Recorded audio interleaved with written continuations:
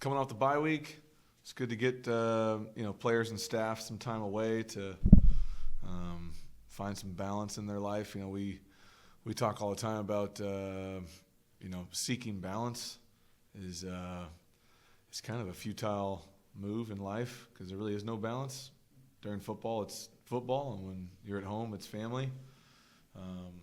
So we just try to find joy in the day and getting away from football for a little bit. You can shift that back to family time. And now you can get back, shift it back to football. So had a good practice this morning, getting the guys refocused on our upcoming opponent, and hopefully getting some guys healthy and getting some guys back and pushing towards another home victory, which, as we've talked about all year, the key to success in the conference is you got to figure out a way to win your home games, and we got another tough one this week. So hopefully got a great crowd, and the guys are ready to roll. I know Trent Carrad is going to finally be back from his hand injury, which is a big help to our guys up front. I think in the secondary, should be able to get Samaje back this week from the shoulder. I think those are two of the bigger ones up front that we're hoping to get back, so hopefully get a little more depth on the defense. I was dad mode this weekend, so my wife had a girls' trip to get away from a much-needed break from the kids. So she was at the Taylor Swift Eras Tour in New Orleans, and with a bunch of her former Aggie friends, and I was in dad mode. So we had soccer on Friday and baseball on Saturday, and had the full weekend. I've always held Ed Lamb in high regard. I think he's a tremendous coach. I think this is his maybe 10th year as a head coach. He obviously really resurrected the program there at Southern Utah, built it up into a Big Sky powerhouse that won the conference multiple years. And from afar, I've always really admired Ed, and someone I would consider a friend over the years. I know that with DeMario being at Southern Utah for those years, we had a good connection over there. But I've always held Ed Lamb in high regard. I would expect that program to be in great hands under him and to be back in Big Sky contention in the next few years. And they're going to play extremely hard, be very detailed. They're not going to make mistakes. They got one of the best third down defenses in the country. Already beat Weber this year in a game probably nobody gave them a chance. So I expect them to play really well, and it's going to take a good performance from us to get a victory.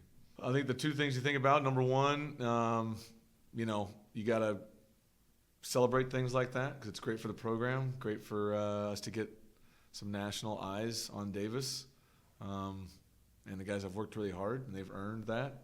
And then the other side of it is it really doesn't matter because there's 4 weeks left in the season, and I don't think rankings really matter until all the games have been played. So I'm proud of the guys for playing well and winning some games and getting good eyes on UC Davis. But at the end of the day, the only ranking that matters is the one at the end of the year. So kind of just move on to this week, this process, and try to play well. No, I thought the guys were locked in. That's always kind of a question mark as a coach. We gave them 4 days off basically. Had some guys traveling back to home and getting back here to town. But I thought their focus was right where it needed to be today. And went for about 90 minutes out there and got some really good work in. Got to see some guys that hadn't been practicing for a while that are feeling better. So, again, I think with an extra week of preparation, we have to use that to our advantage. And whether it be schematically or fundamentally, or we just have to make sure we play our best football game this week, and I would hope we would, having extra time to prepare. I think impressive on defense. Montana's gotten a really explosive offense. They've been in the top 5 all season offensively, Montana has. So I think Northern Colorado's defense showed what it's capable of, being really stingy on situational football and making Montana have to earn it. I think offensively, they're trying to find their identity right now. But I think you saw them play, again, a top 10 team at home, and by no means were they not in that game. They were playing really tough and gave Montana all they could handle. So I think it was a good reminder to our team that this is a good football team we're playing that has proven that they can beat anybody. And we're going to need to focus on us playing our best football. Yeah, I think the biggest part for us is, are we growing as a team and are we peaking, at the end of the season, which is something we've talked about as a staff and as a team for a while now is can we gain some momentum and gain some confidence as the season goes?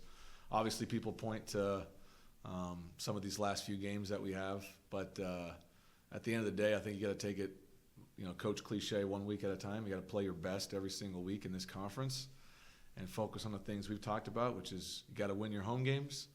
You're going to have to win a tough game or two on the road. And these last 4 games kind of have that all bundled into one, right? You got 2 home games and you got some tough road games, and you're going to have to be able to pull that off if you want to have a chance to compete for the conference, which we've put ourselves in a position to do so. But again, all that doesn't matter if we don't play our best every week. So I think that anytime your team is successful, there's going to be a couple key elements to it. I think good quarterback play. I would say that's comparable. I would say that explosive plays, stopping them defensively, creating them offensively. I would say, you got to win a tough game. We beat Idaho State that year at home when probably shouldn't have won that game, and we beat Portland State this year on the road, and we probably shouldn't have won that game. And so usually got to find a way to pull games like that out. So I think those things are comparable. But I would say just the makeup of those teams is different. This is a real senior-led team, a lot of older guys that have played a lot of football. That year was really just guys coming out of nowhere, kind of surprising people. I think this year's been more about redemption for those older guys and putting it all together. But playing winning football, I think that's the common thread between those 2 seasons. I think they both have a tremendous reverence for football, which is, I think, a key element to good quarterback play. For you to truly exhaust your love for something, you got to revere it. I feel like they both revere football. I think they're both extremely accurate. But I think for Miles, he's found his footing as a leader in the last month or two, where, Jake didn't have to follow anybody. Jake was a trendsetter, I guess, in that regard, right? Kind of paving his own way. Miles had to follow the expectations of Jake, which I would say are much more difficult. And him going through some of the struggles he had to overcome that, and I feel like the last month or two, he's really found out how to lead the team his way and not necessarily mimic Jake's way. And as he's done that, I think he's grown to be more confident. And that's led, I think, to the success he's had recently. Yeah, all you can do is hope that you've built a program over the months beforehand on the ideals and the values of, detaching from results, finding joy every day. It really isn't about the opponent. It never has been, since Jim Soker. It's been always about us and how well we play.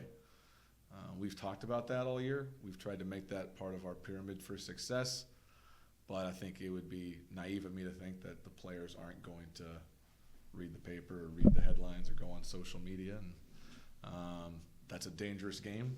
I hope that they're focused on what they want to do this week, because everything they've worked for and tried to accomplish, it can go away pretty fast. So don't disrespect your opponents. Don't fear any of your opponents. But, prepare every week like it's going to be the most important game of the year. And hopefully that allows you to play your best.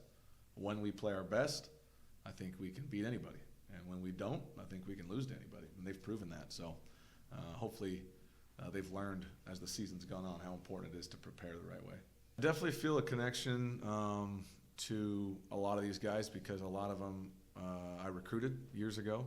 And then a lot of them chose to stay, right, with new head coach. And they committed to me and to our program, and they bought into what I was trying to do here.